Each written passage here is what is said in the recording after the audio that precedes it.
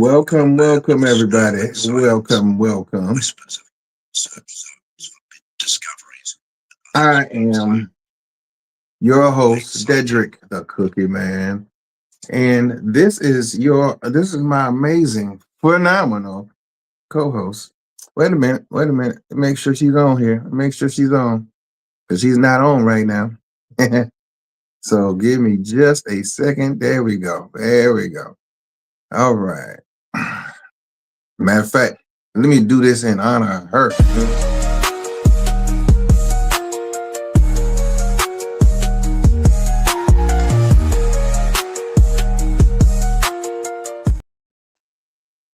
Now, welcome. This is Soul Flow Conversations. Welcome. Um, I am your host, Dedrick, the Cookie Man, and this is my amazing co-host, the phenomenal Mrs. Fields. Yes, indeed. Y'all heard it here first, so.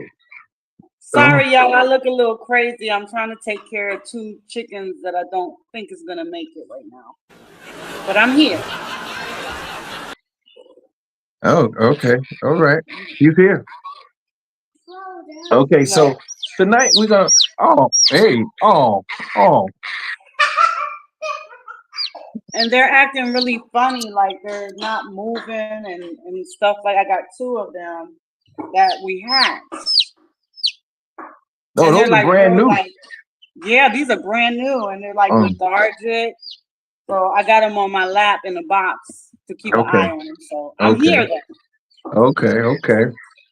Well, tonight's subject is going to be a little uh out of the ordinary for most of you, and for those of you who hears this, it's going to be right up your alley and stuff like that. So tonight we're going to be exploring the secrets of Antarctica and other truths out there that a lot of people get really uncomfortable talking about, or and we're gonna we're gonna kind of take a little trip tonight. So we're gonna have some fun tonight and discuss some things, and hopefully you guys can have some input and talk to us a little bit about what you think about these subjects. So first and foremost, it's about Antarctica.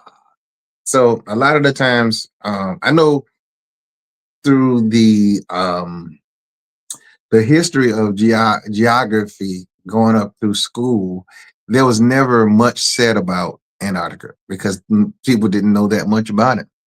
What is that?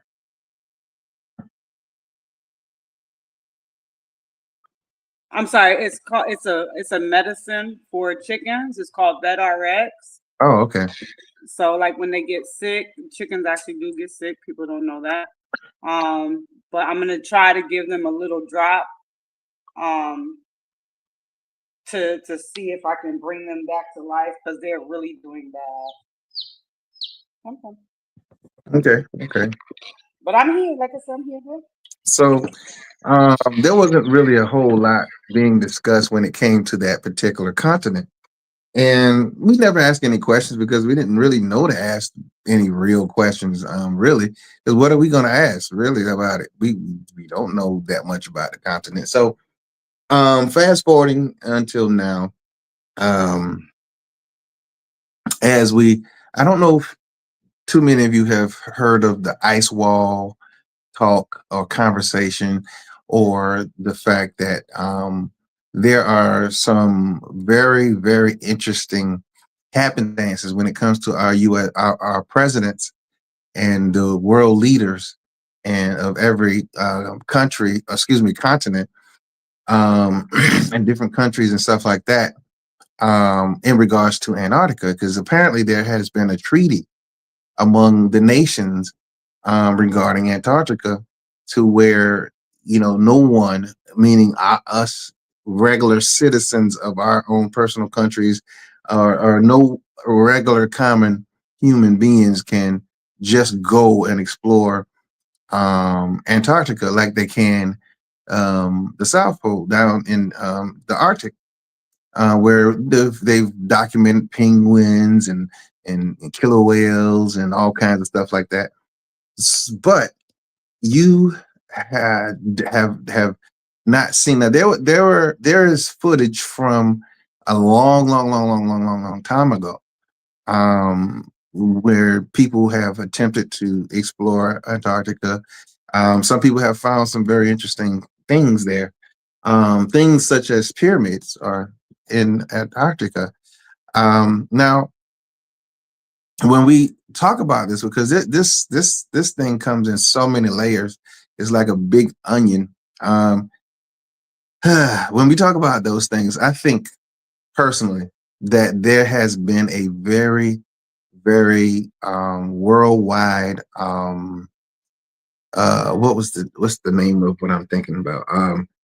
Basically it was a uh, basically what I'm trying to say is it was a something major happened to where either the polars, the polar, there was a polar shift, or there was a major reset. That's the word I'm looking for.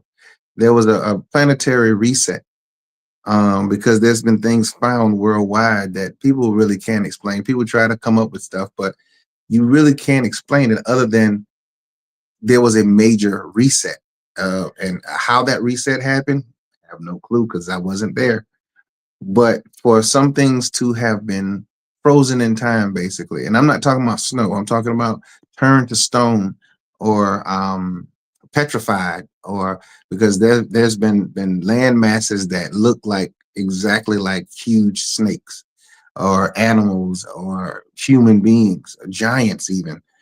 um However, going back to Antarctica, back to those pyramids weren't always covered in snow, in my opinion. And then there's the airspace of Antarctica.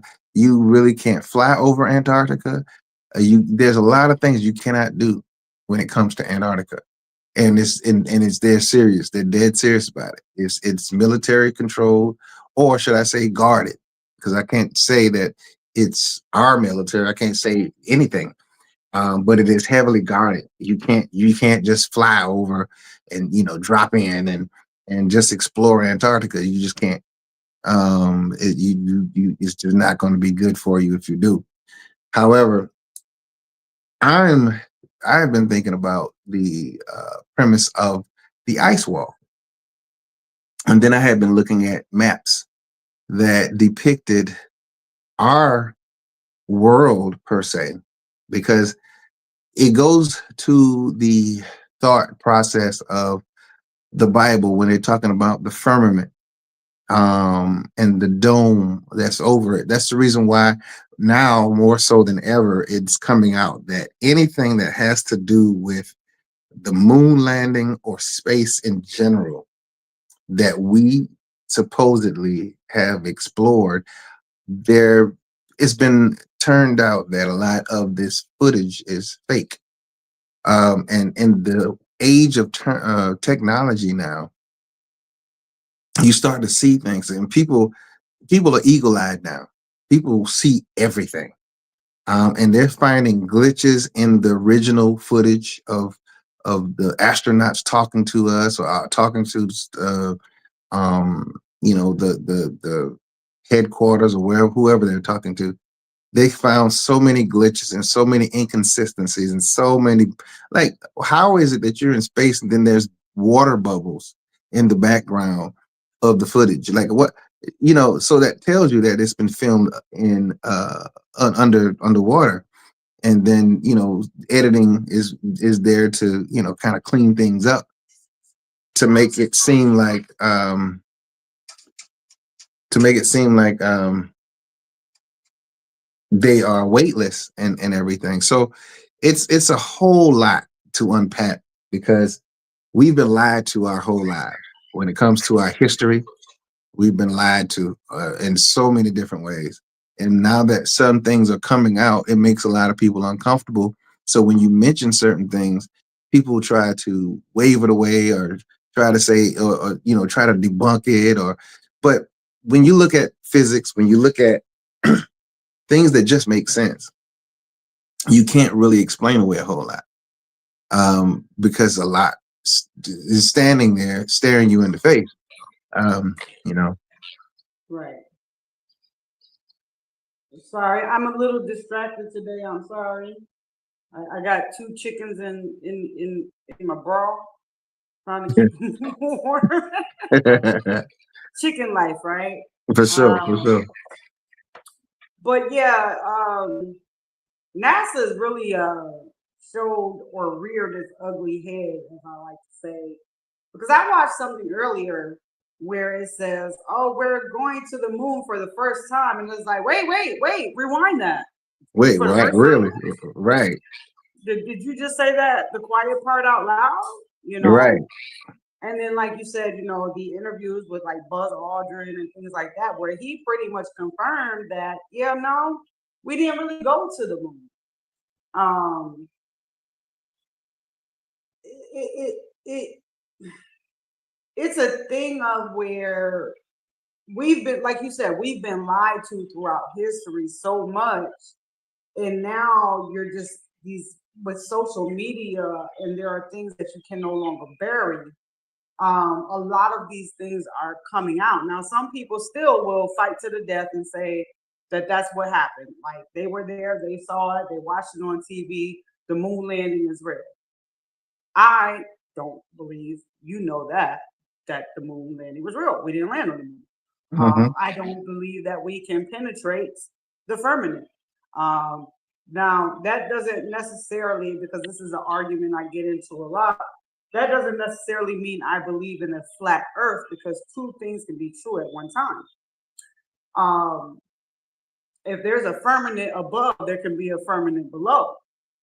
So we could very well still look like a globe, but that doesn't mean that the entire globe is Earth, if that makes sense. I have a different Hmm. outlook on that. Hmm. But at the end of the day, I humble myself to say that I don't know. It could be shaped like a unicorn for all I know. I haven't been in a rocket and been in outer space to tell you that it's round, flat, square, rectangular. I can't tell you that. And until that day, I'm not going to sit here and say I know for a fact that the Earth is a globe, or I know for a fact that it's flat, because I don't know that for a fact. The one thing that got me was when my conspiracy started on this. It was I saw a commercial for Universal Studios that was made in the 1930s, like late 20s to early 30s, and it had the universe. They had the globe. And then I'm like, okay, well, wait a minute. If we didn't go to the moon until the 60s, how on earth did we know that the Earth was a globe in the 1920s? Therefore, makes me believe that this is nothing but a studio film production. And what people don't also realize is that the Pentagon actually has, like, they have a sector in their area. I don't know what to call it. That is like for entertainment. They have their own studio. The NASA has its own studio. So for you to fake something would have been very easy. Hmm. Um, and especially at that point in time, because I think we were going against Russia, and we wanted to be the first ones to land on the moon. So, Right. you know, Right. we made this propaganda to say, hey, we beat y'all to the point, to the punch. When in fact we didn't. And I've shared videos with you numerous times, especially that one with the Italian. That's the best one. Yeah, that was hilarious. That's the best one, where like the shuttle's taking off and the camera's still filming, and he's like, okay, well, bye. I guess y'all just leaving me here on the moon to film y'all leaving me here. And I'm like, oh, yeah, that kind of makes a lot of sense there, you know? So yeah. And I know a lot of times people will say, well, what's the point of lying about something like that? I don't know what the point of lying is. Control, maybe, perhaps. Like I said, they were in competition with Russia, probably other nations, to want to be the first one to break the glass ceiling and reach the moon. You know, so I don't know the answer to that, but you can't tell me as a common sense person that we went through the Van Allen belt of radiation in that Reynolds wrap, duct taped um, space thing, and then we can't go back to the moon because we destroyed all the technology from Mm-hmm. 1960 and it's 2025. Mm-hmm. None of that's adding up. Mm-hmm. So that's pretty much my take on that. Well, I'm glad you brought up the moon stuff because, like you said, there's the problem of the Van Allen belt. Now, I live here in DC. There's a National Space Museum here, Air and Space Museum here. Now, when I looked at that moon, when I looked at what they said landed and then took off um of the surface of the moon, I said, "There's no way." In he double hockey sticks, Hmm. there's no freaking way.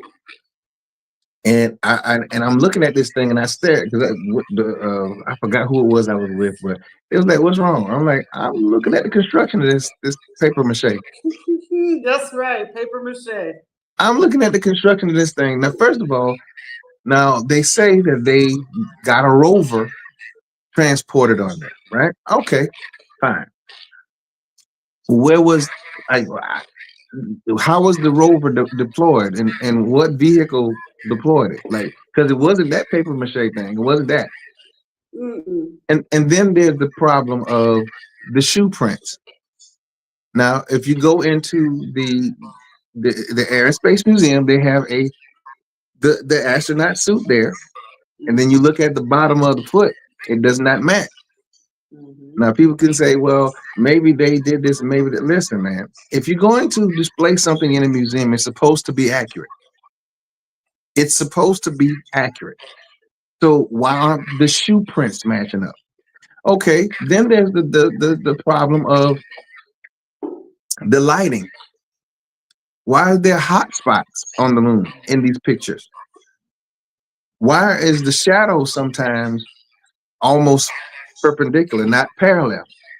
Because if the moon if the sun is coming from one direction, shouldn't the shadows be in one direction?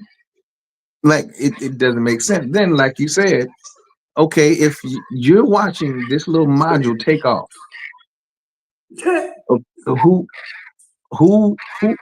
So y'all, when Oh, y'all coming back to get this dude?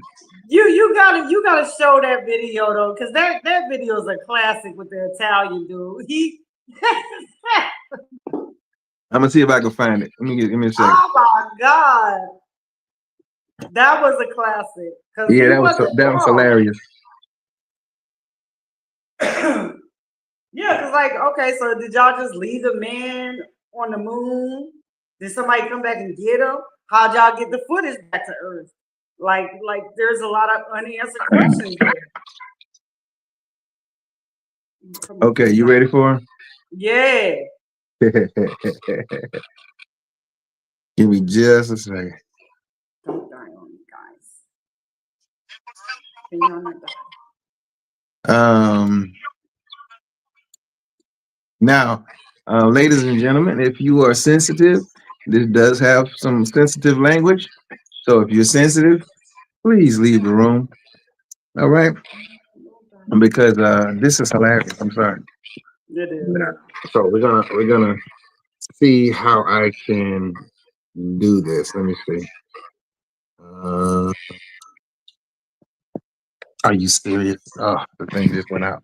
Uh, Hey, wake up. well, I'll pull it up in a few. So, because yeah, Don't die. that's why these electronics won't let me be great. All right, so But and while this boots back up, um, what we're saying is that there are a lot of inconsistencies, and you don't have to be a rocket scientist to figure this out. It takes logic. If you put two and two together and you don't get four, like what are you doing? Like so, like Jessica was saying, like we're watching this thing take off. Okay, well, who's filming it? Now, keep in mind, at that particular time, technology wasn't what it is today. So there's a lot of things that don't add up. And then you have the actual astronauts themselves saying that they've never been. They're tired of lying to the people. And when people bring it up, they literally say they've never been. Mhm. So are you going to call us liars or conspiracy theorists because of what these individuals literally said? These are the people who supposedly went.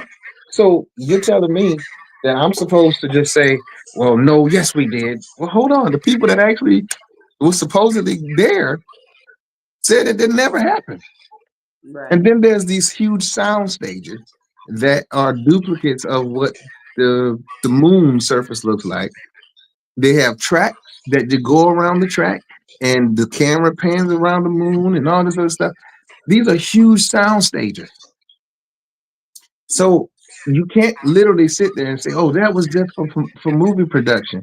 Well, you're kind of right because everything that they showed the public was a big production. So you have to go back.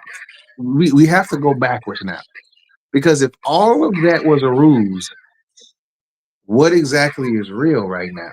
Because based off of the maps that I've seen and this talk of the ice wall and all this stuff, I have to say that it's quite convincing that we're just a world in a multitude of worlds on a surface. Now, I don't know whether or not it's flat. I don't know whether or not, I don't know. But based off of these drawings and whatnot, and the drawings seem to make sense because nobody can ever say they've traveled beyond this supposed ice wall. Nobody, except for a couple of people that weren't censored yet. So I have to ask the question: who else is there, and why is it so heavily guarded?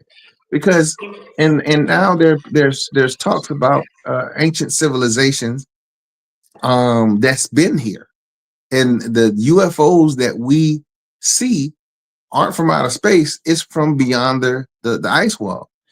I can't confirm that. I can't. All I'm saying is what people what's being said and stuff like that. I can't confirm any of it. All I do know though is that based off of the footage that we see and the hidden stuff that we are now coming to see that's being revealed. I'm not talking about the AI crap where the guys say, "Oh, it just goes off into nothing." No, I'm not talking about that because that's BS. But what I'm trying to say is that they say that at a certain point there's greenery. There's this it's almost tropical like. There's flourishing cities that's there. There are civilizations that's living beneath the ice. They've already found organisms that are living and thriving underneath all this ice. There's thermal um, uh, sources that is beneath all this snow and all this other stuff, and that everything isn't just ice and snow there.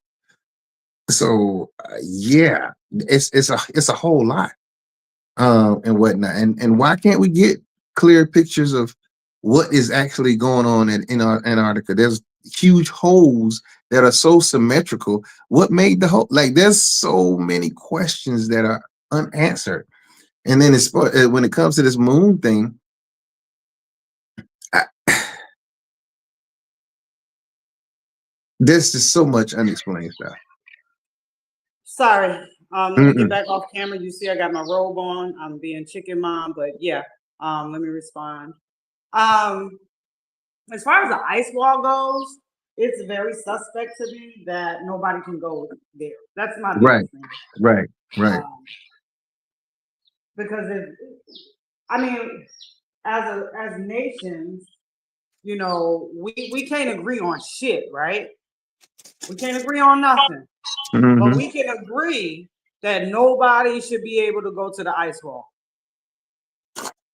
unless they're like government officials, and that's where my conspiracy kicked in. Like, okay, we can't really agree on nothing because every single country has a stake in the Antarctic. Well, Antarctica. We'll say Antarctica. We won't Yep. say ice wall, but in Antarctica, this damn chicken is going to die. Um, so that, like I said, that is what kind of got me to thinking, like, well, damn, if can't nobody go there, what are y'all hiding from us? Right, I mean, because we can go anywhere else. right, We got a passport. We can go wherever the hell we want to go. right. But that's the one location that we can't go. And then even they have a oh God, it's gonna die. We have a Rockefeller. They even have not Rockefeller, I'm sorry, these Rothschilds. They have a stake in Antarctica, you know, to where they're a part of that.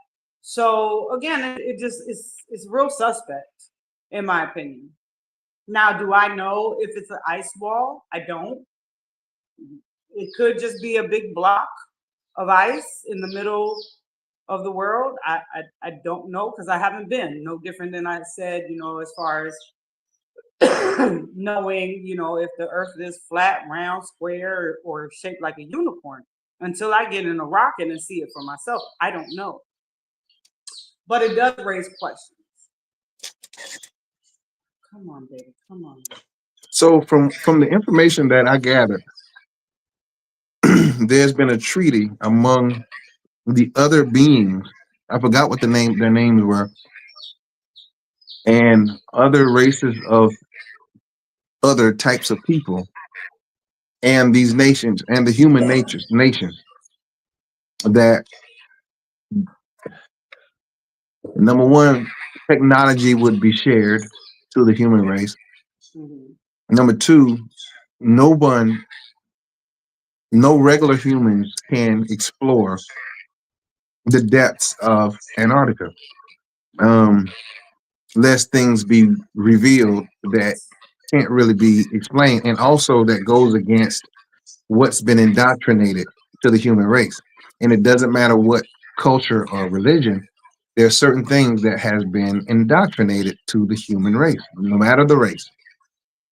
So in order for there to be order and people to follow peacefully and their ways of life is not to be destroyed or disturbed, it is prohibited that humans, regular humans, can explore that particular continent. Um, and as long as that treaty is upheld, there won't be any problems from them to us. So that's what I had been seeing because it's been slowly but surely being pieced together, and some things seriously doesn't make sense. Like you said, why is this the only planet? I mean, why is this the only continent that you really can't freely go and explore? There's a reason for that, in my opinion.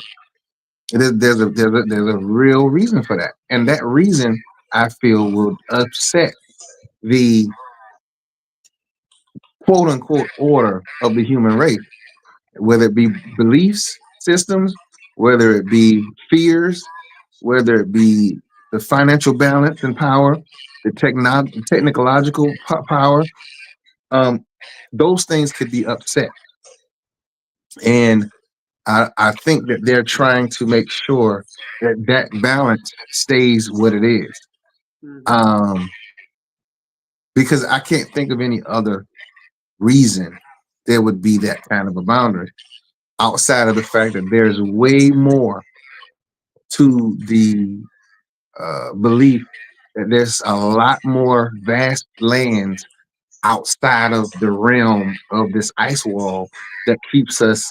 shut right here in our little firmament dome or bubble or whatever you want to call it. So I think that that's what it is. I think that there's other places that we have never ever explored. There's other beings and stuff like that that we've never seen, and they want to keep it that way. I don't think that there's another reason for that. Because what other reason would you have? Oh, it's too cold. Is that a reason, really? No. So Well, I mean, if you go to, according to anybody who does not know, feel free to Google Admiral Byrd. yes. That is, he made a, well, he had a diary um, where he flew to Antarctica and supposedly, well, I'll say allegedly, because that's a Hmm. more proper term to use. Right. Allegedly, when he flew, he saw things that he probably was not supposed to see. And like Dedrick said, other lands, prehistoric animals, kind of like dinosaurs, things that we think are extinct, that he says that he saw in these lands. And then, there are also a lot of talks about, for example, if I'm not mistaken, there was a pyramid found there, and it was supposed to be all black. Um, Anybody that knows anything about all black, that is a pretty much a conductor for energy source, and Hmm. it had been buried. And then there's another thing about blue ice that is a very rare ice that holds um like different levels of, I don't want to misquote, but like different just levels of oxygen and purity. Um so maybe Antarctica holds a lot of things that could heal a nation, could heal disease, that could help with energy resources. But because we live in a globalist corporate era, those would obviously be things that they wouldn't want us to know about. Right. Because if you can heal something with some, let's say, blue ice, I'm just being vague. Hmm. If I say, hey, chew on this blue ice and your cancer is gone, the medical association is bankrupt. If I say, hey, this, if we replicate this pyramid, then we can have free energy for everybody, and then Hmm. your energy people are bankrupt. Or hey, we know how to transform water into gasoline to provide, for your cars and your airlines and things like that. Then guess what? The oil companies go broke. So that's why I say with all these countries, and then especially with the Rockefellers and the Rothschilds also being a part of the Treaty of Antarctica, it says a lot, because I feel like they're more or less protecting assets or hiding something that would be an asset to us. Okay. So okay. Lord mercy. I turned the light off for a second because I want to make sure you can see this real quick. All right, you ready? I'm ready. I'm still here Okay. feasting and So, kicking. Come on, babies. all Don't die on me. Don't die right. on me. Don't die on me. All right, let me turn my camera.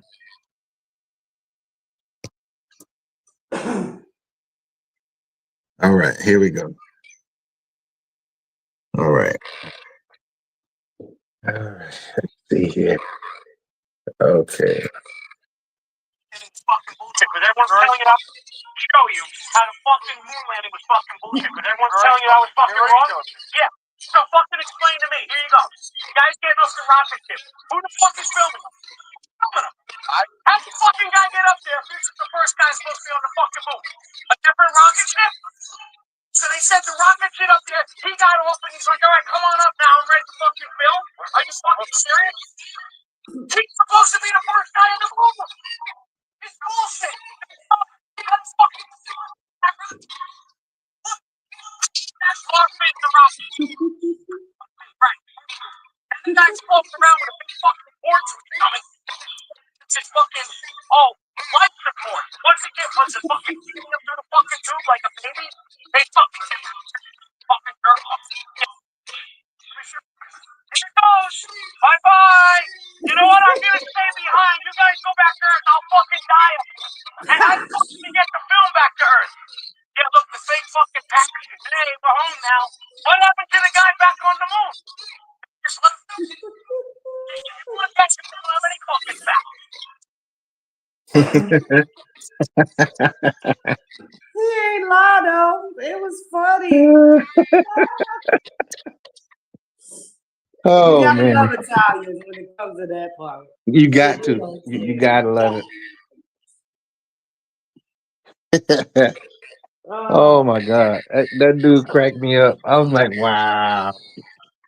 But no, seriously, like when I became, as children, we didn't know no better, Right. But then when I became an adult and I actually watched it, I was like, I can't even believe I believe this shit. I was mad at myself.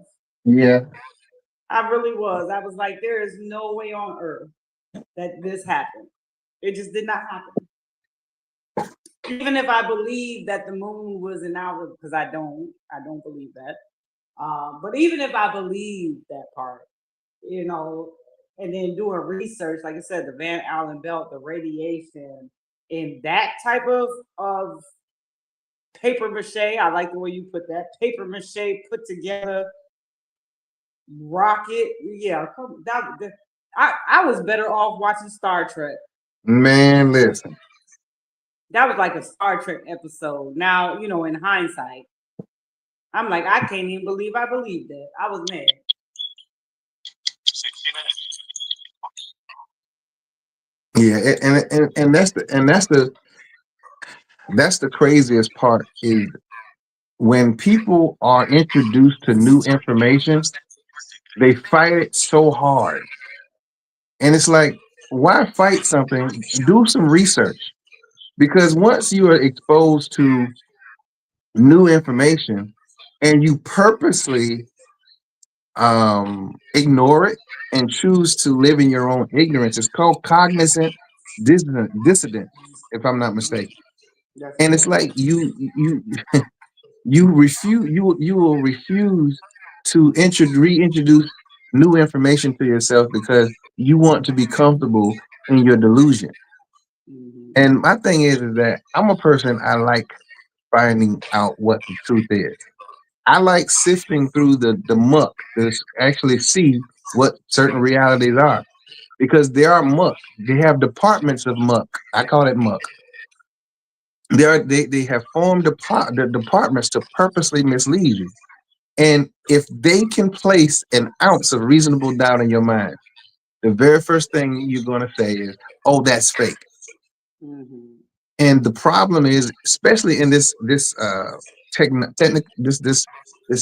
technical and digital age, things can be made, especially with AI, to look so freaking real. Right. But then you have certain video evidence, and you have to look at the date that this video has been recorded, when it was found, and you got to think about it. Nobody was doing computer graphics then like that on that level. So you're gonna disregard. And the ones that were, they had the money to do so. Yes, because those It wasn't computers just were not. where we can plug in a filter or Yeah. whatever. You had to have like status and money to pull that kind of stuff off. Because those computers were not inexpensive then.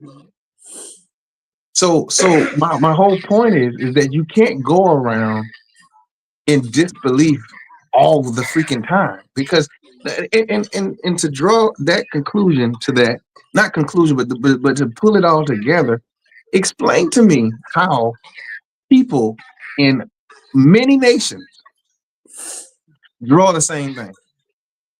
Right. They see the same thing.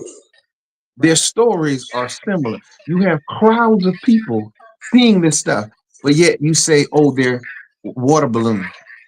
Oh, no, whatever they call it, weather balloon. You say, "Oh, they're just drones." First of all, drones weren't popular back then. Then you got people seeing the same craft from different states. They're seeing the same craft in different countries, drawing the exact same freaking thing. You're not about to tell me all those people are liars. You're not about to even tell me that they know each other. So everything can't be a lie.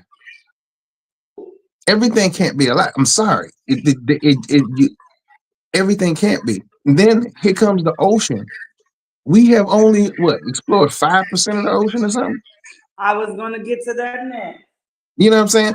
So you have submerged objects that have been filmed taking a plunge straight down into the ocean. But guess what? You can't follow them because we don't have things that are capable of going that deep without it. So what a lot of people don't know, and again, as always, feel free to fact check me. I will never say something that I do not know. NASA actually started by exploring our oceans. This is how they figured out how to, let's say, simulate being in a place without gravity, right? Right. That's why they also do all of their training missions underwater. Underwater, so yeah. they lack the gravity and would move in a way that we would suspect they would move outside of the atmosphere. Right. But again, like you said, what 70% of Earth is water. Yep.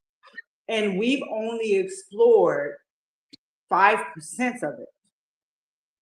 So, from my understanding, and this is just me watching my stuff and reading, NASA got to a point where they understood that they couldn't go but so far beneath the waters to explore it. And so it pretty much became a failure. And I mean, to keep their, let's say, their financial expenses coming in, they ditched the water and said, okay, now we're going to start exploring space, what's beyond our atmosphere, knowing damn good and well that they can't go beyond our atmosphere. Because it is, in my honest, humble opinion, I have to say it because we are on a network.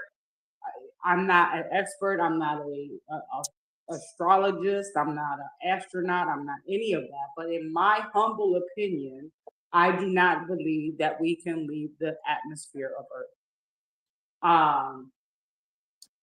So it's almost kind of like a grift, if that makes sense. Yep. Where they just, because they spend what I think 60 something million dollars a day. NASA makes $60 million. They spend $60 million a day. Not a week, not a month, not a year, a day. And they're not exploring anything. And again, feel free to fact check me. I don't, and guess what? If I'm wrong, tell me I'm wrong, and I will obviously I will say I was wrong. But I watch this stuff all the time as a tinfoil hat person, and everything that I have seen and what I have listened to is that NASA is full of shit. I'm just putting it the best, nicest way I can. And let me add on to that. There have been people who have found identical matches to the surfaces they said that were Mars, Mhm. and they're right. I In forgot the Nevada. huh. They're in Nevada.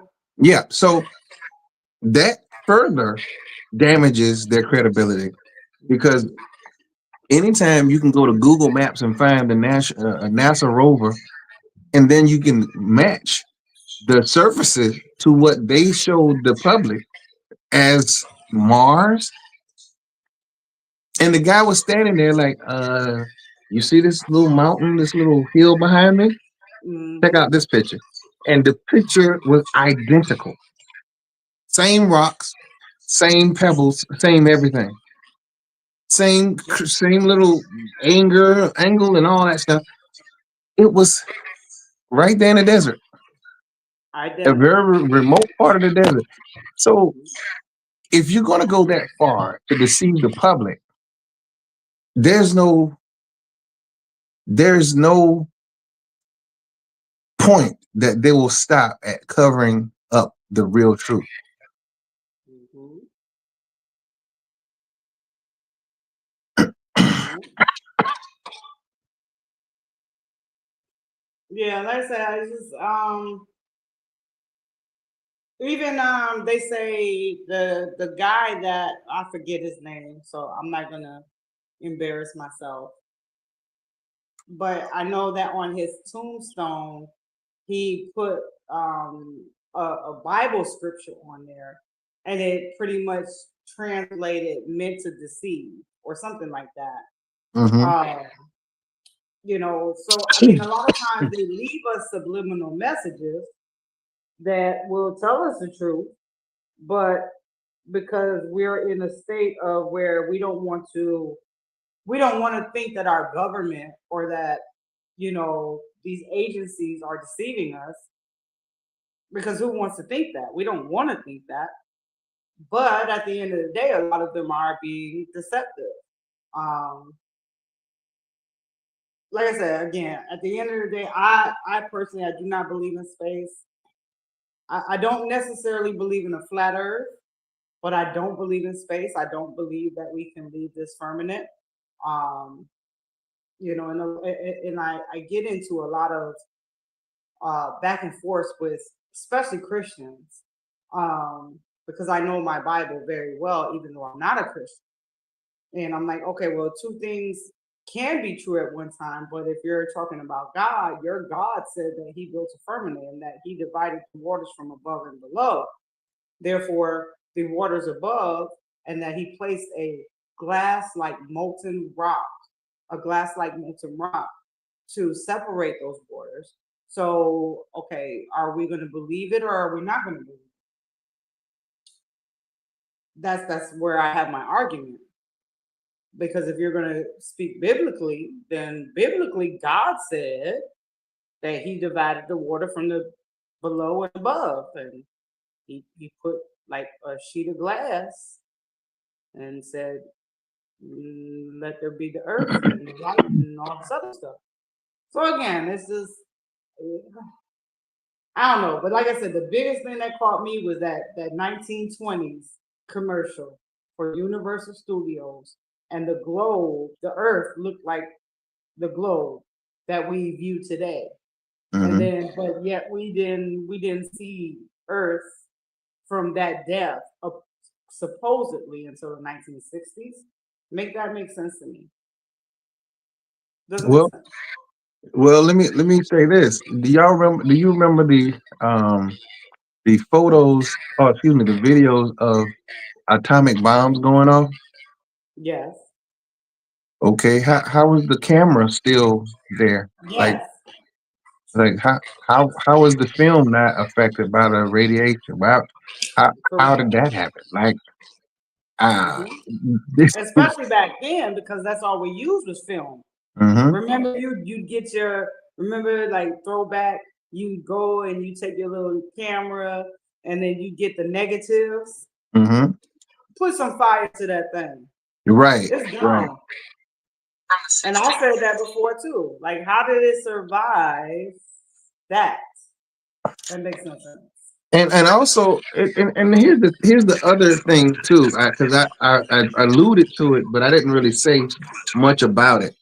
But are you familiar with Tartaria? Absolutely. So for The those of Great you who are Reset. not, do your due diligence. Because when remember I mentioned reset. You remember I mentioned the word reset. Now, if you go and look up the Tartarian Empire, because I remember Jessica had mentioned it a while back on a previous show. She just alluded to it. She didn't go into great details about it, but here's the thing: it all makes the most sense because when I look at some of these maps of, I found a original Tartarian map, and they did a comparison of today's Earth or world as far as countries and all that stuff, and they did one of the Tartarian Empire, and places like that. And you have to ask yourself, why was that white clean of memory? Why was the technology that they had? And when I say technology, they had the advanced technology you would not believe. Think Jetsons. Think Jetsons in the 1920s or 18th century, 16th century. Think Jetsons. Yep. And you look at some of the buildings that were made that are no longer made that way, and the great detail that was made with these things. And then you look at the spikes on top of some of these buildings that do remain. These spikes were energy generators. Yep. And as Jessica had alluded to before, a lot of this stuff was free energy. A lot of this stuff was free energy. And because it was free energy, you had inventors inventing amazing things. Oh, like there was so many things that were invented. Like y'all heard of the saying that there's nothing new under the sun. There's a reason why they said that because it's true. A lot of the things that we think are so fabulously inventive right now, they already have been done already. A lot of it has already been done already. We There weren't just cavemans, and then all of a sudden Edison created light. No, we've been fed a whole lot of lies, a whole lot of lies. Without the filament, Edison's light bulb would not have worked. That was designed by a black man. Now, I'm not going to get into all that, but all I'm trying to say is there has been, and it's in hieroglyphics too, where there has been electricity long before we've even known anything about it. Mhm. Long before Edison even was a name, long before the guy who created the filament or whatever the case is, this stuff is not new. It's Not at not all. new. So I have to beg the question: why was the Tartarian Empire covered up or destroyed? Buildings that had absolutely magnificent architecture that cannot be duplicated today. Why did you destroy it? What went down? Like these are going to forever be questions that we never can get answers to. But what happened to cause such a great reset? And who reset?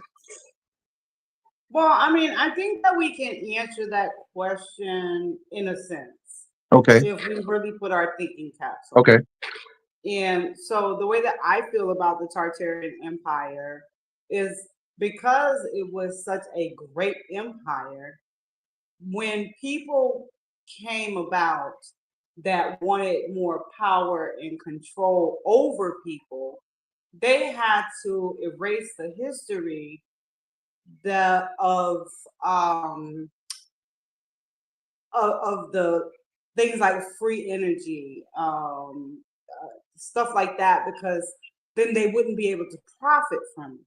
right, right. So, in a sense, they had to erase it because if they didn't, it'd be like, well, we can get this for free. Why we got to pay Dominion Power, or why we got to pay this person, or why we got to Hmm. pay for this? Because Hmm. we can get it for free because we already know about this empire and how it works. So I believe that that is a major thing as far as like the reset.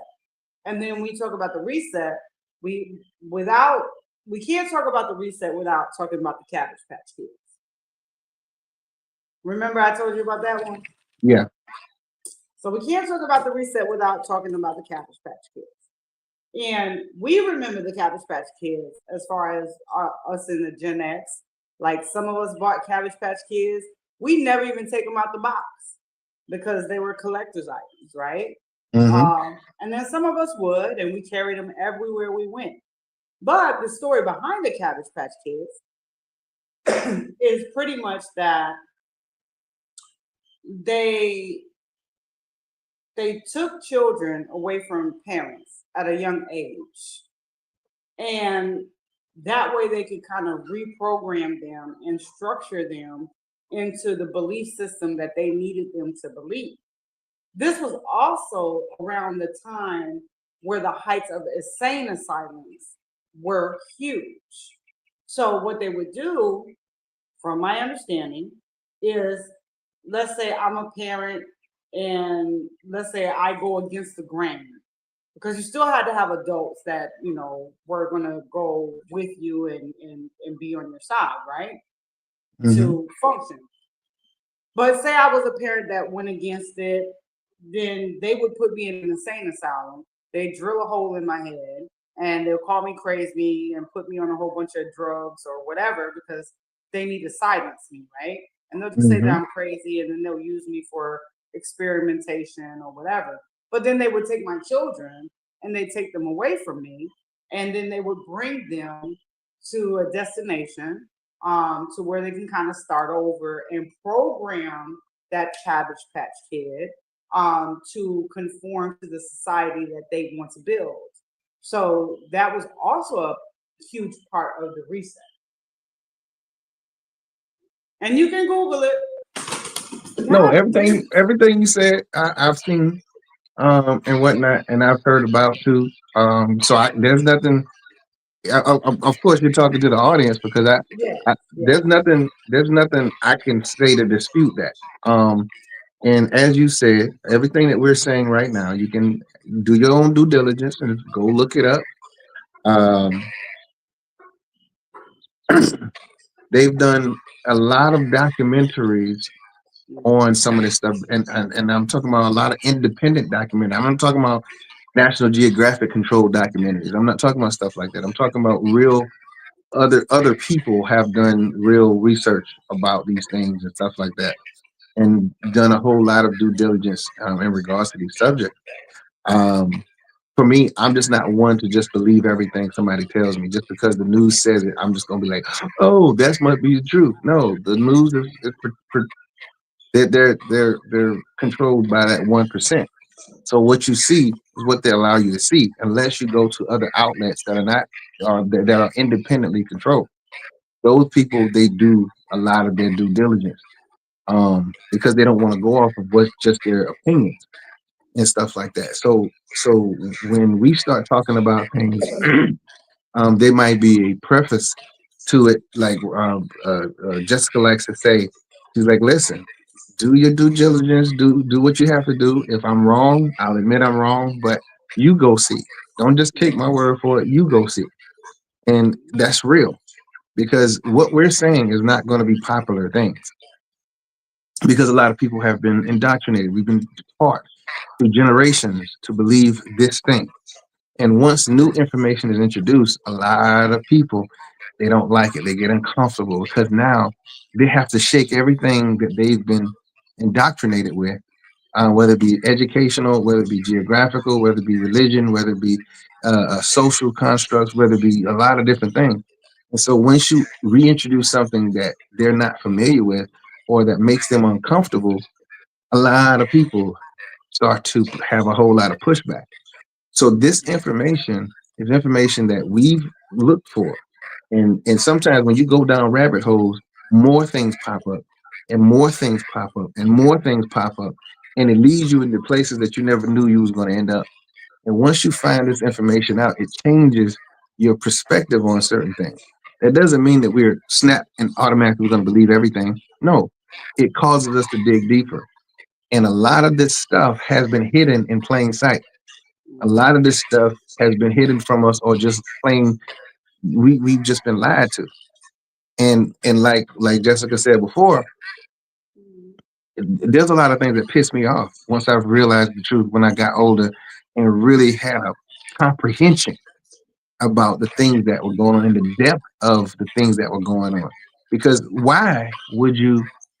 And it goes back to what Jessica said, and I 100% believe that, and I 100% always have said that that if it's not profitable, then it's going to be hidden or controlled. If it's something that's going to take away and the masses see it and believe it and could have a rebellion against it, they're going to take out the person who's introducing it. They're going to destroy that technology or keep the technology for themselves to release later on, like they did with the electric cars. The electric cars are not new. Right. People talk about, this is great. It's the EV, blah blah blah. EVs are not new. Nope. They're not new. There has been engines that could run off water, plain Mhm. old water. So nothing under the sun is new when it comes to this type of things. When they were talking about cures, Dr. Sabi even said that his mother told him to be careful when he says cures, because what cures mean is profits taken out of their pocket. That's right. And a lot of folks have to understand that that's a dangerous thing to say you got cures. So you Mhm. always have to say, I'm no doctor. This may or may not work for you. You have to make those type of disclaimers, because if you don't, now the focus comes on you. Oh, they got a cure. That's why that lady who said that she could eliminate cancers with I forgot what the lasers or something. It was something that she said where the person would not have to suffer hair loss, pain, chemical things that are affecting their bodies and stuff. She said if you focus these lasers on this particular, and she went on to explain it. This was a black woman who came up with this technology that would eliminate cure cancers and stuff, like cancerous cells, and they would not return. Like when you're making claims like that, what like with the black young man in Africa who created the engine and all this, the water powered engine, and listen, or the fuel. My mind is jumbled right now, but and everybody immediately says, "Please protect him." Right. So we we have to be open minded. We can't sit there and continue to be closed minded. And then when things happen, we sitting there wondering why it happened to us. Well, first of all, a lot of stuff is being shown to us already. There's a lot of things that's happening. You got people who are controlling the weather. They're creating clouds. There's a lot of different things that's happening. So we have to make sure we pay attention and keep an open mind. Because once you start closing your mind to the possibilities that these things could be real, you got to go to the root, go backwards and start digging and doing some research. We're not talking just to be freaking talking out of our heads. These subjects like this are very interesting to me, because I don't believe everything somebody feeds me. I like to dig. I like to find out for myself, is there any legitimacy to it? You know what I mean? Right. And it's just like, um, like me and you have discussed many, many times before, a lot of things aren't presented to us in an educational manner. So, for example, I'll just use giants for an example. And remember, I sent you all those videos of the cathedrals and the buildings with these giant doors. Well, Yeah. if we had giant doors, who the hell was using the doors? And Right. then the giant doors had locks on the top of the doors, not even in the middle, not at the bottom. But yes, yeah.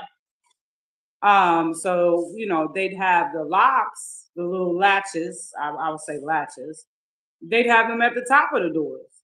So what was little humans running up to them every time and say, "Hey, can you unlock the door for me?" No, obviously we had giants. Hmm. In the Bible even states that we had giants. Well, Mm-hmm. the full Bible does, not the King James version. But the Mm-hmm. full Bible will state and tell you we had giants that Yep. roamed the earth. Yep. But we don't I guess maybe because it's I don't know, maybe it's people feel like it's too much for humans to handle to know. No she just died. Damn it. I was trying to keep you alive there. A lot of times, no different than like, let's say there's a catastrophe that's going. Let's say, okay, look, I'll use this example. Let's say we know that a meteor is coming to Earth, right?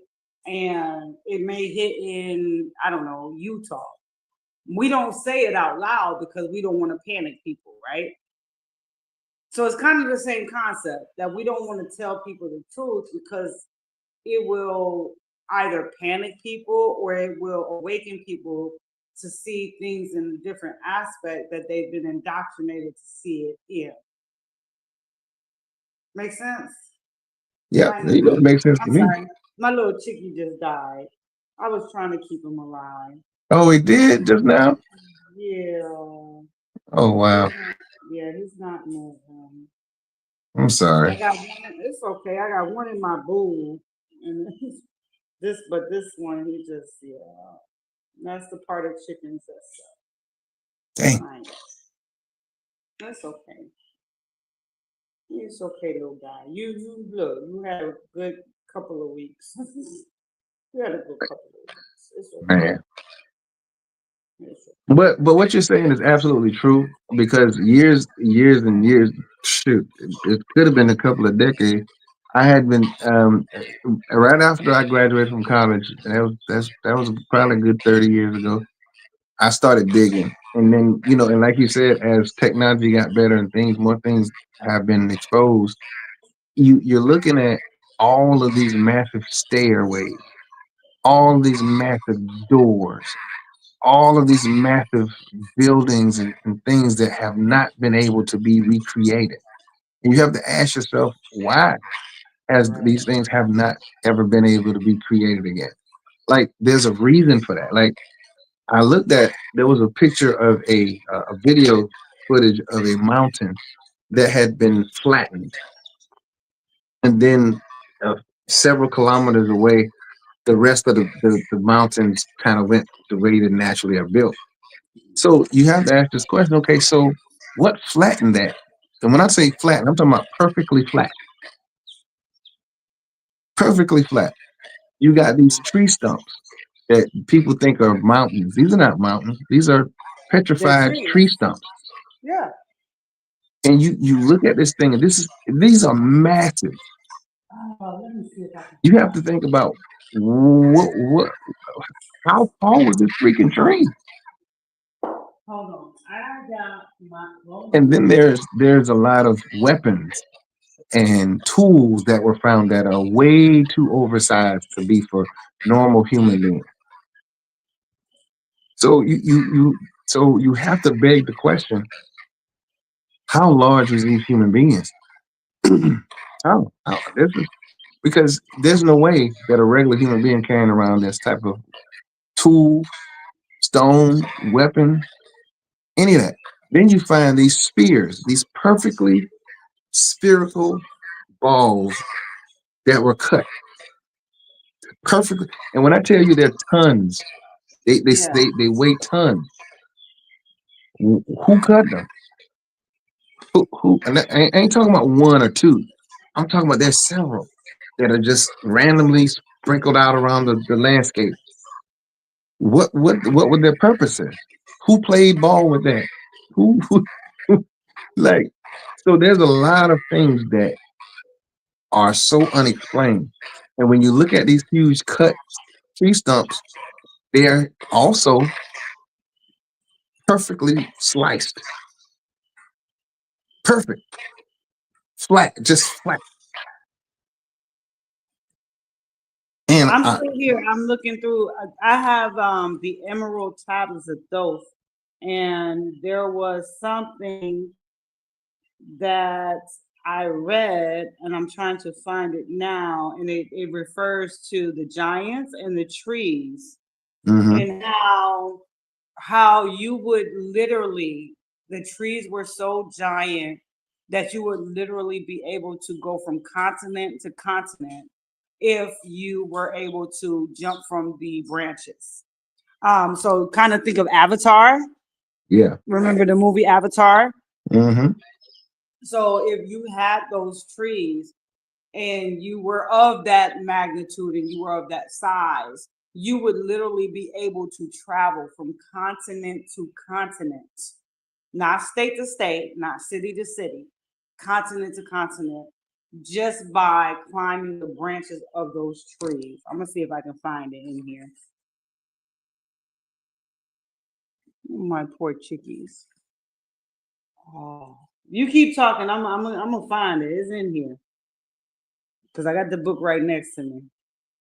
But all I'm trying to say is this: we have enormous evidence of a huge race of individuals, and this and it's worldwide. This is not just in one continent or whatever. This is worldwide. So you can't sit there and say, "Oh, that didn't exist," just because you can't wrap your little small mind around it. That means that you need to probably do some more research. I have to ask the question: why did the Smithsonian Institute destroy giant bones? Why would they do that? They're supposed to be in the business of preserving history, but yet they destroy the bone. Now, why would you got to ask yourself, why would they do a thing like that? And the answer would plainly be because once you have a mentality or a system that has been exposed to say, if we get them to believe this way, we can control them. Hmm. That's how religions and stuff like that get established because now you're dealing with someone's spirituality. Spirituality is a huge thing. And once you get that, like, why do you think that they introduced Christianity to those African individuals so quickly? Why do you think they were so anxious? Because Black people, African people, have always been a spiritual people. Always. Family and spirituality are their two strengths. So when you get a Mandingo warrior and some puny little uh, translucent dude from America coming over here talking about, oh, this, that, and the third, now you have introduced what God wants them to do, and you keep doing that over and over again, you get one of their own to introduce it to them. You've indoctrinated one of their own, and now they're going to transport that message to them. So now you have a subservient, strong, hardworking amount of people to serve you in the field in another country, in another continent, all because they're spiritually led. You break down the strongest of among them. You break them down in front of the family, the children. You take away his manhood, his his his ability to fight back.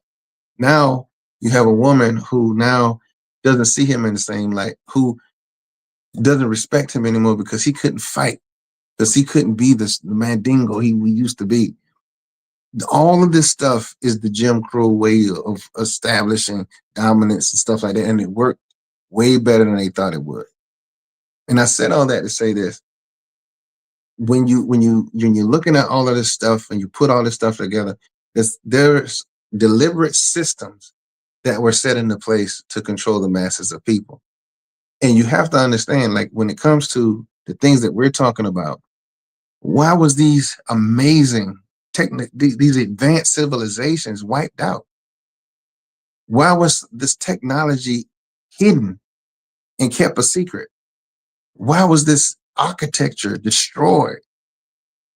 Like there's so many different things. And then you feed them these stories, and you're telling me 50,000 Egyptians built pyramids from stones that were heavier than most cranes can lift? Like, make it make sense. It's because It doesn't make sense. I mean, you're really talking about logic. I referenced the Temple of Baalbek, Lebanon. Those stones were moved from a quarry several miles, I mean, miles and miles and miles away. How did they get onto the quarry or onto the platform and perfectly placed to create a wall or foundation around this huge megalith, a megalithic building? We're talking about stones bigger than railroad cars that are hundreds of tons, not just 2 or 3 tons. I'm talking about hundreds of tons. And Make that make sense.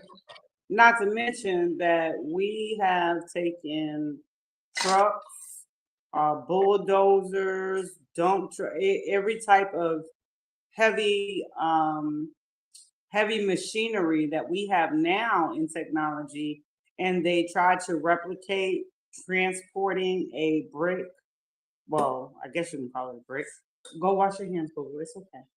Um, Transporting just one brick that the pyramid would have had. And do you know that it cannot move? It has literally tilted the trucks when they put the stone on our trucks because our trucks can't handle it.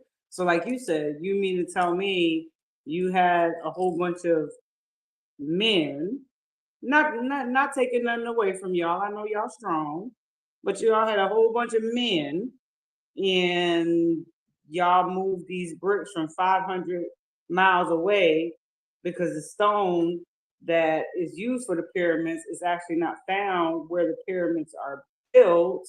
Right. And then y'all put them all on top of one another. No, no, that didn't happen. I don't care what you say. Sometimes they can dry up. Okay, baby. The right. window and the cold. Okay. Okay. Can you go wash your hands because you were just messing with the chicken? Thank you. Yeah, so like I said, I watched it was some documentary where like for real, they brought out cranes, dump trucks, every type of industrial vehicle that you can think of to try to transport one brick that would be the equivalent of a brick of the pyramid. And they couldn't even move it with our technology here now in 2020s or maybe, let's even say it was 2015, still 20 thousands of years later. So again, you can't tell me that a whole bunch of hungry slaves moved all these bricks and then stacked them on top of one another. And then they always try to do like, oh well, they use trees and rolled it. Well, no, because they weren't flush with trees back then. So that didn't happen. Then they said they used water. I don't believe that one either because you still have to stack them upon one another. So Precisely. Precisely. even if you can let's give them credit and say they could transport them. Okay, let's just say they could do that part. But how are you stacking them on top of one another all the way to the top? Doesn't make sense. And to add to what she just said, how do you precisely inside of the pyramids have these corridors? And when I say these corridors and inside some of these rooms or other huge stones weighing several hundred tons are perfectly placed in there, perfectly placed. Everything is extremely precise. You trying to tell me regular human beings doing that? No, they're not doing that. I'm sorry, but they're not. Well, at least not regular human beings with chisels. I mean, I guess it's no different than what we were talking about the moon landing. I would think that in 2025 and hell 2000, we would have far exceeded technology in the 60s to go to the moon again, right?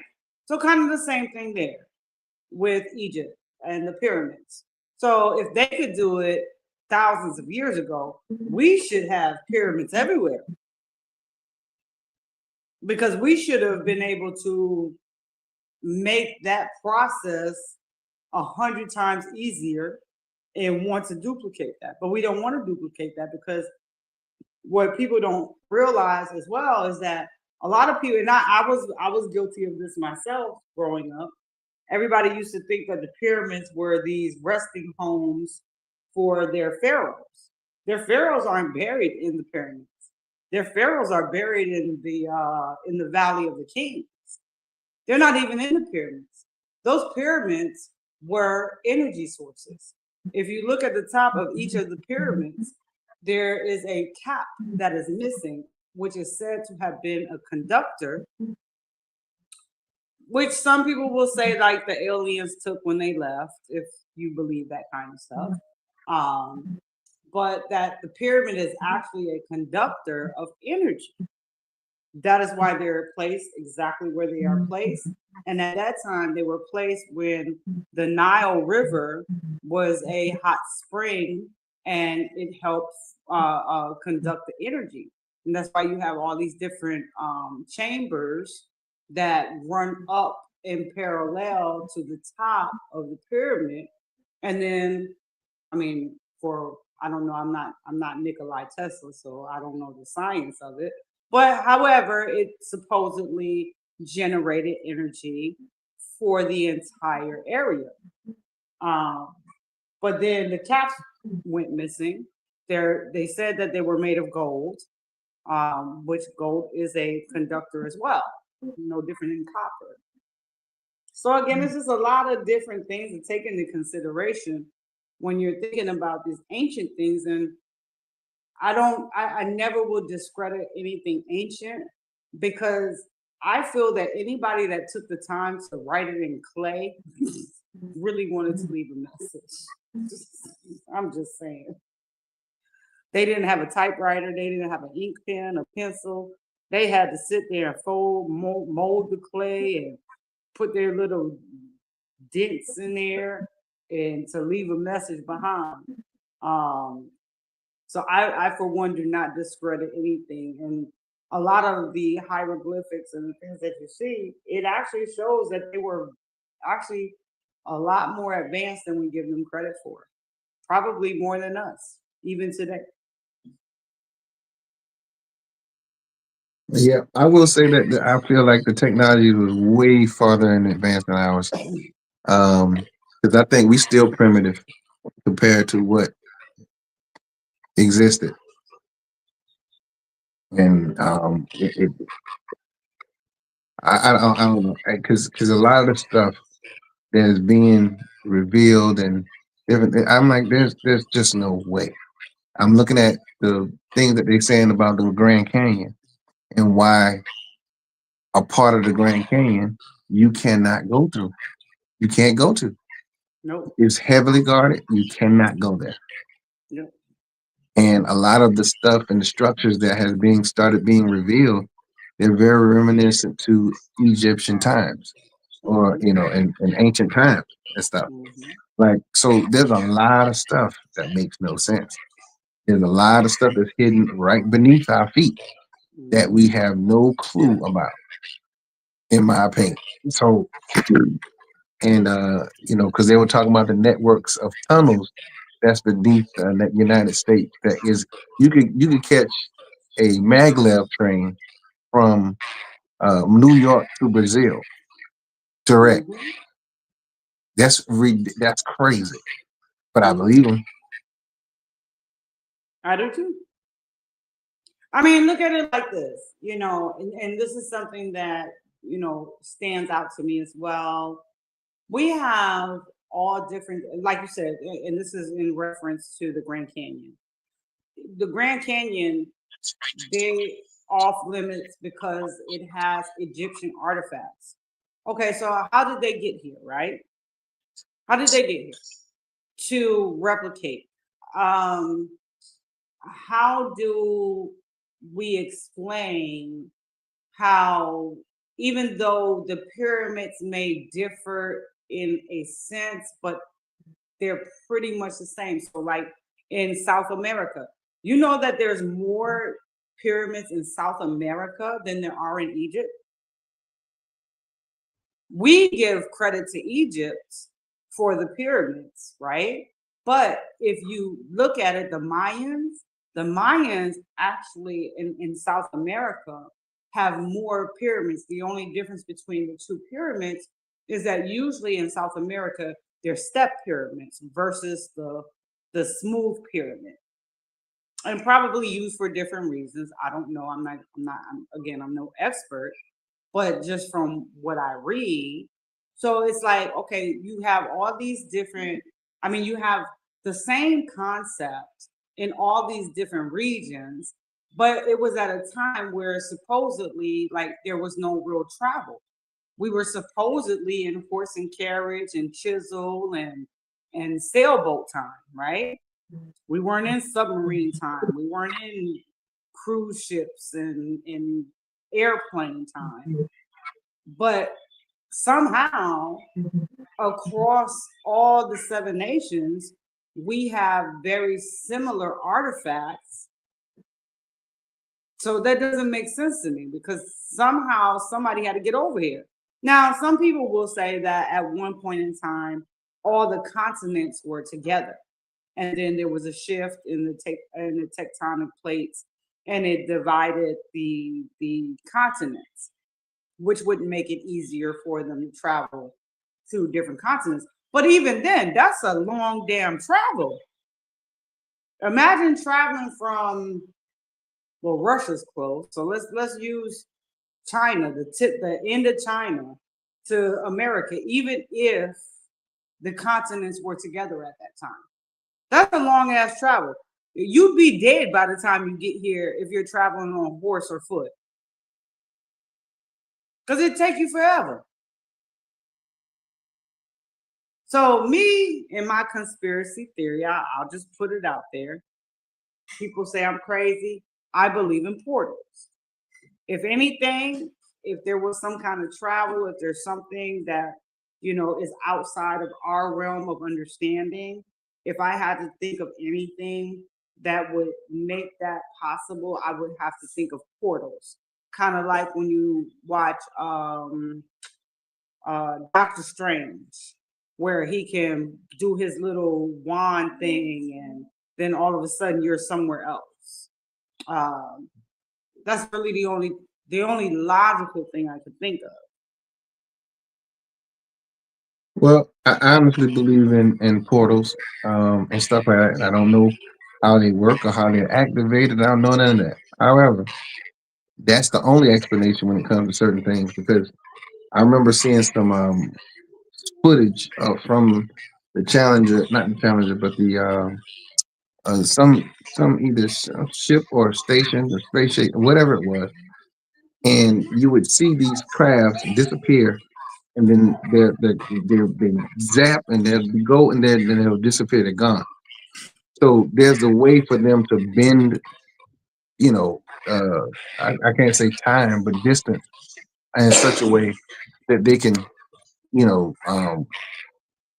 transport themselves to different um, places almost instantaneously.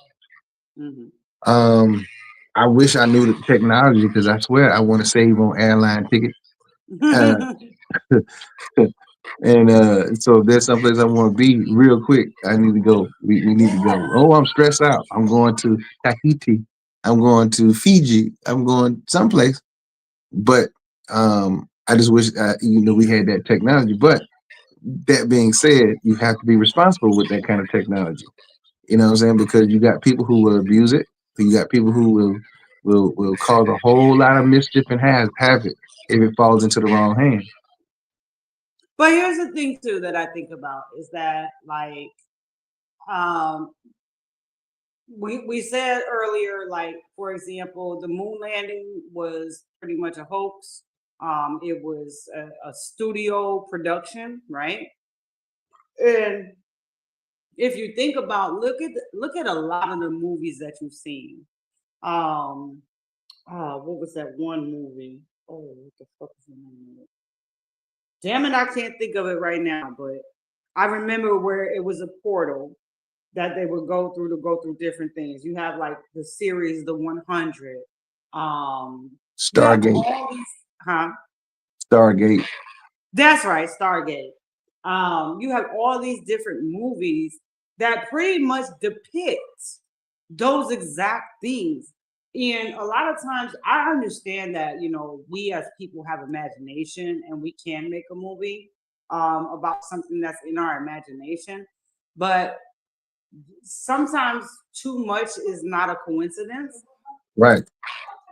So I think sometimes they're telling us exactly what happens or what it is through entertainment, but we view it as entertainment, so we don't really think much of it.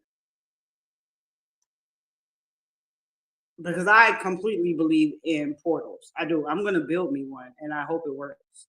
Are you gonna build you one? Yeah, I'm gonna build me one in my backyard. I'm gonna get me an old trampoline, and I'm gonna build me a portal, and I'm gonna see. You said an old trampoline. Yeah, that's all I need is a big circle. I'm gonna build me a CERN here. I got one right here. This one, she's trying to die. I'm trying to keep her alive. What's wrong? I don't know what's wrong, babe.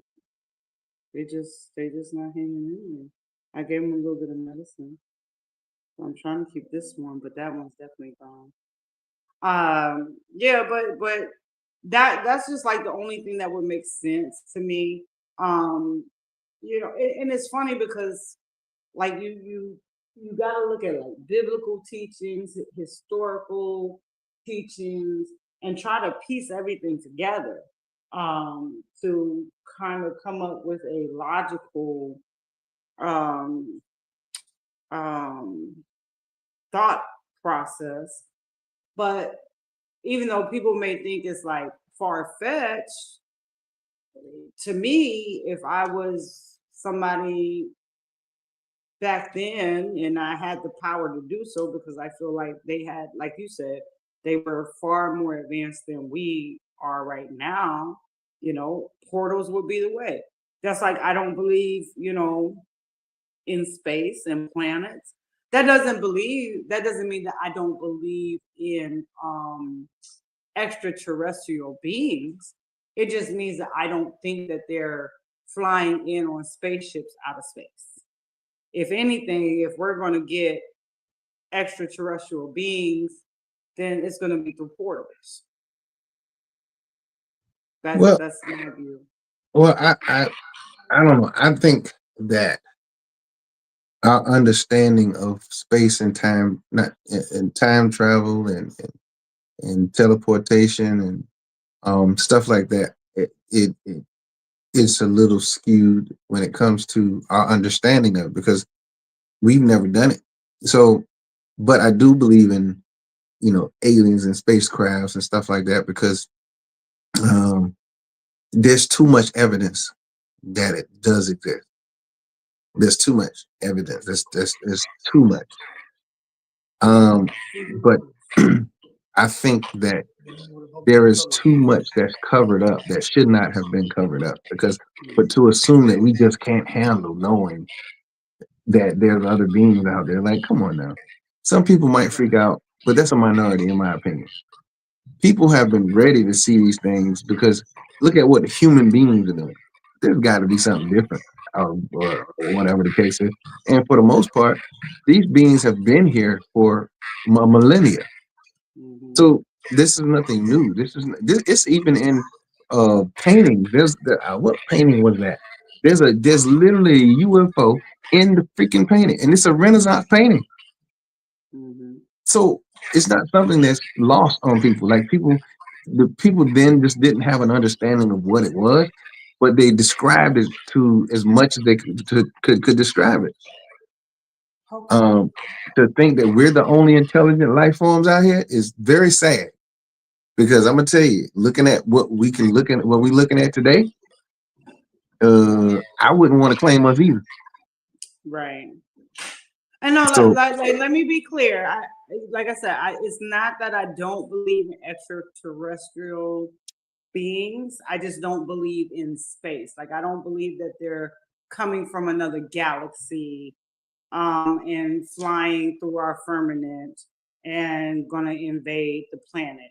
If anything, it would be more of a portal, kind of like um, a Back to the Future movie. Like, so you're coming here, but it's not because like you're breaking into our planet and to come and take over or whatever. You're just, hey, that looks interesting. Okay, let me go here, and you open a portal. I'm just really big on portals because if I had to think about anything that made more sense, portals would be it. Well, I mean, I think, in fairness, I believe you can have both. Yeah, you could. I'm not saying that the other doesn't exist. I'm just saying I believe the latter more. Because my thing is if you have beings that are coming from other sides of the galaxy, and let's just say, or another dimension, or wherever they're coming from, they have to have the technology that would get them through said firmament. They would have to have that kind of technology. You know, but and it goes back to what you said about portals. That's what I'm saying. They have to have the technology that's far advanced in our civilization, because our civilization is a primitive civilization. No matter how advanced we think we are right now, we have a primitive civilization compared to what other civilizations could be.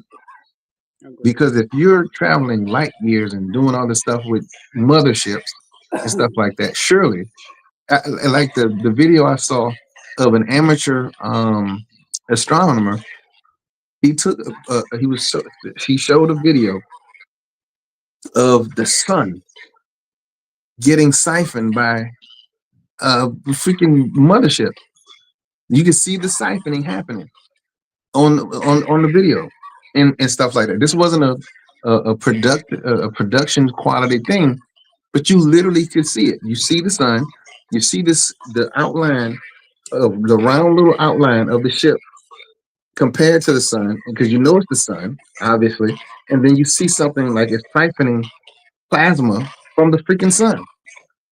You have planet-sized motherships that are doing this type of stuff. So if you're siphoning something from the sun, something that would just melt our spirits, our soul, and it's not even affecting this mothership in any way. It's siphoning plasma from the freaking sun. There's something to it.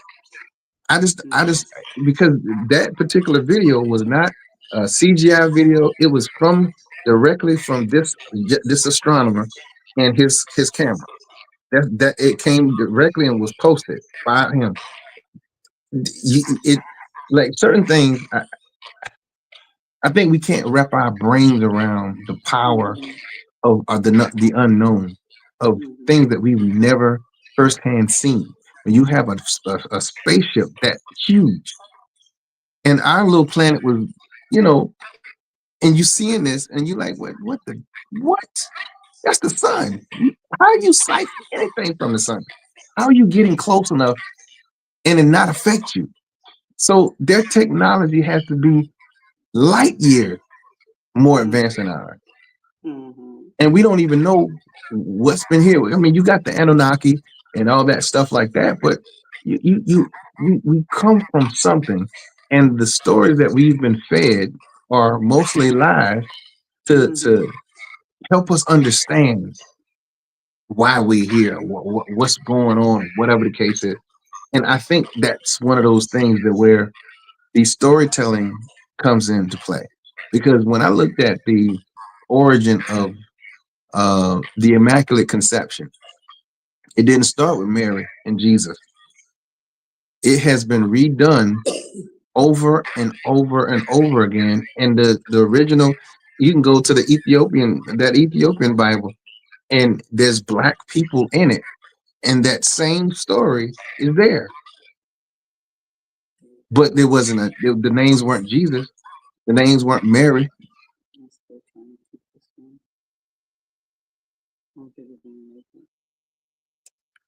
Give me 1 second. So I mean, so in that case, what I'm saying is there's been a lot of wool thrown over our eyes for our whole lives. And so when we start to uncover these truths and then we start to tell people about these truths, it makes other people uncomfortable. And then they look at you like you're crazy. Like, oh my God, I can't believe you would believe something like that. I can't believe you don't. Like you might want to open your mind a little bit and start thinking about some of the stuff that's around you and what you're seeing and why certain things are happening and stuff like that. And instead of just being so gullible that you just believe everything somebody feeds you. I like to disseminate the information that comes to me. I don't just believe every little thing. I like to see what I can see. Let me compare notes to the things that I know, to the things that's been reintroduced to myself, to new information, to what I believe to be true, compared to what couldn't possibly be true, etc. I just don't like just to sit there and be like, oh, nope, that can't be true. How do you know? I'm at the point in my life where I don't, um, I discount very little because I don't know, especially Mhm. when it comes to like this type of stuff. Right, right. The obvious, of course, I'm gonna be like, yeah, that's not true. But things that I cannot explain or that I just simply don't know because it's beyond the realm of my knowledge, to be honest. Um, I just don't know it, and I just can say, hey, um, I'm here on Earth, and for whatever reason I'm here, I'm just gonna try to fulfill my purpose and be the best person I can while I'm here, and that's pretty much it. I can't explain anything else. And then when it comes down, like I said, to religion and the creation and things of that nature, it's more or less. I definitely am not a religious person, that. But I definitely believe in a creator. I believe something created us. Um, for whatever their reasoning is. Like you said, we can go back to the Anunnaki. Um, for those that don't know, the Anunnaki, if that's something to believe in, they created us for slave labor, to harvest gold because their planet was dying and they needed gold for their planet to continue to thrive. And then, there were giants and there were this and there were that. So, there's a large history of civilization that is missing, but they only tell us about what they want us to know. And I think it's more of a control thing. It's more of a power thing. And I think that technology has opened up a lot of people's eyes because back in the days you had to go to the library, you had to have a library card, you had to check out books, you had to sit down and read, and now we can simply just type into a Google search bar or whatever engine you use and look these things up ourselves. And so we're starting to learn more and more, that a lot of the things that were taught to us growing up are simply not true. Um, but again, you have to have an open mind to say, okay, maybe it's time for me to unlearn everything that I was taught and reteach myself what I feel that I need to know and what aligns with me and what my purpose is and what my life is about. And I think that's pretty much what that boils down to. Oh yeah, you're dead too now, huh? No, breathe. Huh. He's still breathing. I agree. Now, while she takes care of that, let me go ahead and do some station identification real quick. Want to say give a shout out to um, uh, Meet the World Image Solutions, where you can get all your literary needs met. If you're trying to get a book published, edited, ghostwritten, there's a plethora of literary services that Meet the World Image Solutions can offer you. Dr. Rhonda M. Lawson, who is the founder and creator of Meet the World Image Solutions. She will be your guide through your whole process of creating your book, getting your book published, to really conceptualizing what it is that you want to do and put down on paper, whether it's a memoir or a fictional work. Meet the World Image Solutions is your one-stop shop, your go-to place to get your book out there, because she believes that everybody got a book in them. And also, to my the next sponsor is Meet the World, excuse me, Mr. Crave's Cookies. Oh, I'm sorry, I did not tell you how to find Rhonda, Dr. Rhonda. Is you can go to www.mtw, that stands for Meet the World imagesolutions.com. That's meettheworldimagesolutions.com. That's MTW imagesolutions.com. All right. Go there and ask for a free consultation on your work, and let's see what you can get done. And also Mr. Crave's Cookies, where it's a party in your mouth with over 54 plus different kinds of cookies and bars to choose from and counting, and over customers in over 30 states.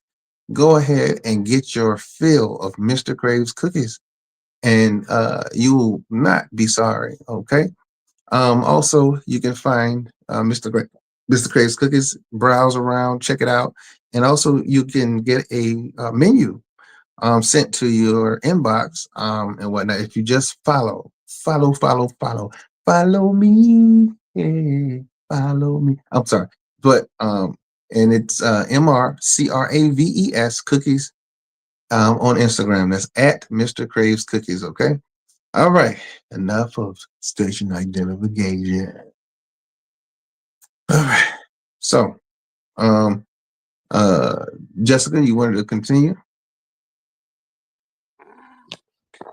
I forgot where we were. I think, yeah, Okay. I'm not having a good night. Okay, no problem. Yeah. So yeah. So again, these are just some of the things that we've explored. This is not even all of them. I promise you, it's not. And things that we see that either just don't make sense, or we realize that we're lies, and we kind of are pissed off. That's what makes us go harder to find out what the actual other truths are. Because if they look and lie about something as simple as this, what else can they lie about? Because I'm already upset with the fact that they're not preparing anybody for the eruption of a super volcano such as Yellowstone National Park.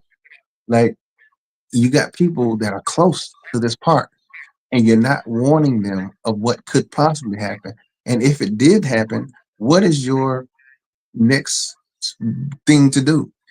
Even though with this particular super eruption, it's not going to be very much they could do, uh, because the magnitude of this particular eruption, yeah, 1,000 square miles is going to be wiped out pretty much. Las Vegas is gone, San Diego, and then you have to deal with the San Andreas fault and all of those fault lines that are attached to it. So that's a world-changing super volcano. So yeah, it'll arrive to us at the East Coast way later, but we'll be seeing all of the damage that's been done and stuff like that. So before that ash cloud gets to us, but we like that it's overdue. If I'm being honest, that particular eruption is way overdue. And so if that thing goes off, it's a world changer. It's not going to be something that you can just be like, oh, tomorrow the clouds will go away. No. But that's just one example of some of the things that they prepared themselves, because they got mountains that are full of cities that these truck drivers are delivering to these mountains of places where some people don't even see the light of day for weeks, because they're under there and in that city, and they're just functioning in that city in mountains, like tunnels going into mountains and stuff like that, like that exists. And you got supplies after supplies after supplies. You got all these billionaires building bunkers and all this other stuff. inside of these things. And I don't know if you guys know this, but there are a network of tunnels throughout the United States that connects the continent even. And these tunnels can go. They're fueled by maglev trains, and these maglev trains can travel hundreds of miles per hour, and with no complications or anything and stuff. So you have to understand these people have a way to get away because in DC they have a whole train system that is separate from civilians. So if anything ever happens, they go downstairs into the train system and gets going, and that train will funnel them to whatever bunker or underground facility or whatever they need to go to be protected. So you have to understand everything isn't as it seems, you know. So I don't know. For me, all this stuff is overwhelming to a lot of people, and I get it, but these things are very real. And I guess my closing comments would be, as you said, a lot of the things that are happening are very real. But they're not going to tell us about them. And we gotta we have to unlearn. That's one of the biggest things that I tell people a lot. You have to unlearn what we've been taught and be open to learn things that may be uncomfortable at first, but if you can find a reasoning or I guess a middle ground Hmm. on the subject, that is something worth exploring. Because let's put it this way: 100 people, 100 families run 8 billion people, right? 100 families. Um, there's I know we're familiar with like Rothschilds and Rockefellers, but there are many more families that literally run the planet, and they run the planet because they've been able to hide the truth from us. And once we start to discover the truth, that is when they start to panic. And that's when bad things start to happen. And I think that's kind of what we're experiencing now, to be honest with you, because a lot of people are, in fact, waking up and researching and seeing that a lot of the things that we were taught are just simply not true. Um, and the elite and the people in charge, they don't want to lose power. I mean, it's no different than, you should be able to walk into the Vatican and check out any book you want to, but you can't. You can't because they don't want you to know the truth. They don't want you to see the giant bones because that's where the giant's bones are. They don't want you to see the actual scriptures, the actual um, uh, um, books. They want you to read what has been translated. They want you to know what they want you to know because it keeps you in prison. It keeps you controlled. It keeps you docile. Um, but once you start to actually open your mind and just understand that everything that they tell us is not true, and to just question everything, even if you find out that maybe it is right, that's okay, but still question it. And I think that's a problem that we have, is that we a lot of times don't question what we actually should question. So I guess my biggest advice that I do, you don't have to follow it, but I question everything, whether it's Trump, whether it's Biden, whether it's Democrats, Republicans, Vatican, Islam, Buddhist, Christianity. I question everything. And when I do that, if I say, "Oh, okay, well that does make sense. I can see where that makes sense," then that's what it is. But then if I see that it doesn't make sense, I'm like, "Okay, yep, that's some bullshit right there." And I'm not going along with that. So I guess that would be my biggest takeaway, is that there's a lot more in the universe, in the world, that they let us know. And just to question everything.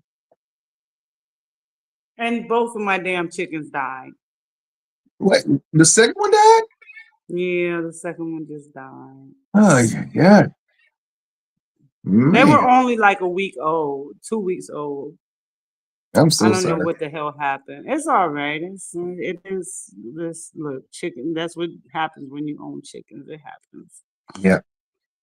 Well, the last thing I have to say is like Jessica said, question everything, man. Don't just live your life living off of what somebody's telling you, and you're sitting there looking. You're sitting there looking as naive as possible because you don't believe anything. Like I had a he wasn't a coworker. He worked in the warehouse that I managed. Um, and he said they were driving. He and his family were driving along a roadway, and there was a huge, massive disc that came from the tree line, and it just hovered. And the way it moved, there was no ship that America produces that moved like that. And once they saw it do it, whatever it was doing, moving in weird direction. Now they're moving in this direction. The thing is just hovering, and then it takes off. It just shoots out of eyesight, just pow, gone. And the way it moved, and as fast as it moves, he said, "There's no way that we make anything like that, right?" And to this day, he said his family will not talk about it. It freaked them out so bad because they couldn't explain it. Because in their Christian minds, God didn't put something there that they couldn't explain. People have to really start opening their minds because we're not the only intelligent life forces around. We're just not. I don't believe that because it's depressing if that's what you think. It's depressing. Looking at today's climate of this world and what the humans have done to this planet, to think that we're the most intelligent is crazy. I was actually gonna call it like more narcissistic. Like Mm. if you really think we're the only creatures, like so let's say you do believe in 1700 galaxies and planets and whatever. If that's the case, even if you believe that, you think we're the only planet that has life? That's crazy. That's crazy. That's crazy. We don't even have the largest sun. So think about that. We don't even have the largest sun in the galaxy. So think about all those who are at the perfect distance from those huge stars that are way larger than ours. Think about all of those planets that are at the perfect distance away. Yeah. So Well, I mean, I always believed that, even growing up as a kid. yeah. I always believed that there was no possible way that we are the only creatures that sustain life. Hmm. Just not, just no, no. All right. Um, So we're gonna close the show right now. But I mean, take some bullet notes and just say Tartarian Empire. Look it up. mm, Um, uh, Antarctica. Look it up. Like look up as much things that you don't really think about normally. Look it up. Ask questions and just do your due diligence, and you be the judge for yourself. And stuff, and that's all we're discussing tonight. Is you do your own due diligence, but we just come and bring some things to your knowledge, so that if you have something to look up or you got time on your hands, instead of just sitting there being entertained, go look up some history. You'll be surprised what you find. right. You know what I'm saying? You'll be very surprised about what you find. So, with that being said, I just really want to say thank you for the phenomenal Mrs. Field. Thank you all. I'm sorry that I wasn't on camera today, but I had on my robe because I was trying to keep my chickens warm that were dying and eventually did die. So I wasn't ignoring everybody and not being on camera, but I wasn't appropriate. And I am your host, Cedric, the Cookie Man. Go to Instagram, Mr. Graves Cookies. And we're gonna see you guys next week, same time, whatever that time is, 8:30 p.m. Eastern. Um, uh, and because I'll make it 8:35 just so y'all got 5 more minutes. But COPs. right, CPT, so that's all. right.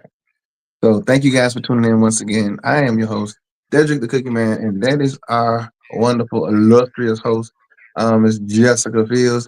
Thank you, and we're gonna see y'all soon.